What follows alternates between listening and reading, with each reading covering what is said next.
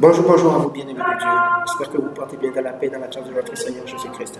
Alors, sans plus tarder, Luc chapitre 2, verset 52, c'est le passage qui va faire l'objet quand même aujourd'hui de mon encouragement. En fait, la parole de Dieu dit, et Jésus croissait en sagesse, en stature et en grâce devant Dieu et devant les hommes.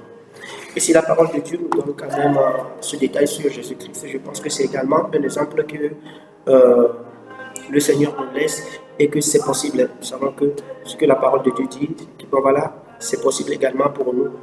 Et pour nos enfants également, ce qui concerne également les enfants, c'est possible que nos enfants grandissent comme Jésus-Christ a grandi. Ne disons pas que lui, non, lui, il est divin, que c'est pour ça, non. Appelons-nous.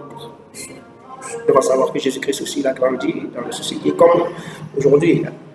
Donc, il croissait en sagesse, en stature et en grâce devant Dieu et devant les hommes. Alors, si nous prenons le mot sagesse, la sagesse se définit comme la qualité de quelqu'un qui fait preuve d'un jugement droit sûr, averti dans ses décisions et actions, qui agit avec prudence et modération.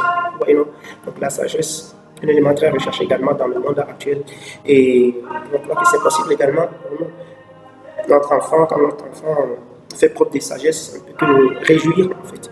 Donc, et maintenant, prenons le temps de la stature. La stature, ça a trait quand même au physique. Et on dit a trait au corps humain considéré dans sa taille, dans sa position debout. Vous voyez? Et nous savons très bien comment nous, en tant que parents, nous mettons tout en œuvre pour nourrir quand même les enfants, les vitamines qu'il faut, tout ça, afin qu'ils puissent grandir. Vous voyez? On prend vraiment soin de lui. Et selon le conseil des nutritionnistes et tout ça, ou des médecins et tout ça, comment nous devons nourrir nos enfants afin qu'ils puissent grandir physiquement, tout ça, tout. Après, vous voyez, il y a certains qui ont des cas quand même différents. Donc voilà, nous mettons tout en œuvre pour que nos enfants grandissent comme il faut. Mais nous ne devons pas oublier le volet spirituel, le volet quand même qui est aussi très important, les valeurs divines qu'il faut quand même inculquer quand même à nos enfants. Et ces valeurs-là, oui, Jésus-Christ les avait. Et c'est l'une des valeurs qui est citée également ici quand nous parlons de la grâce. La parole de Dieu parle de la grâce. Et la grâce étant définie comme un don, un bienfait. Voilà.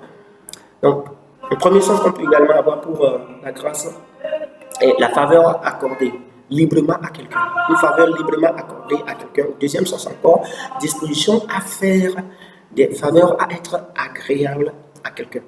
Et là, je pense également que Jésus-Christ avait ces qualités-là. Je pense, mais c'est ce que la parole de Dieu dit d'ailleurs.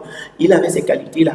Donc aujourd'hui, nous devons quand même aussi apprendre quand à côté nous mettons tout en œuvre pour que nos enfants grandissent comme il faut, ce qui est très très bien, ce qui est très important.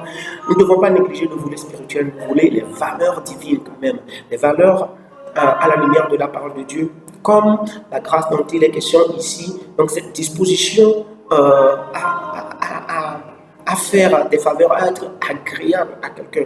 Et dans ce monde actuel, il y a vraiment de l'individualisme où c'est chacun pour soi, mais vraiment qui va sans cesse grandissant.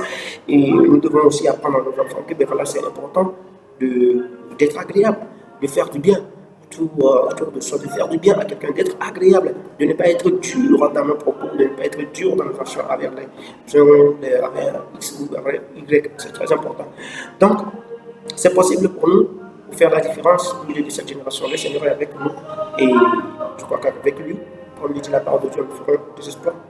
Donc, nos enfants feront la différence, ils seront différents. Et c'est l'objectif, et c'est le plan de Dieu, c'est la volonté de Dieu. Alors, c'est possible. Merci beaucoup et à nous revoir. Shalom.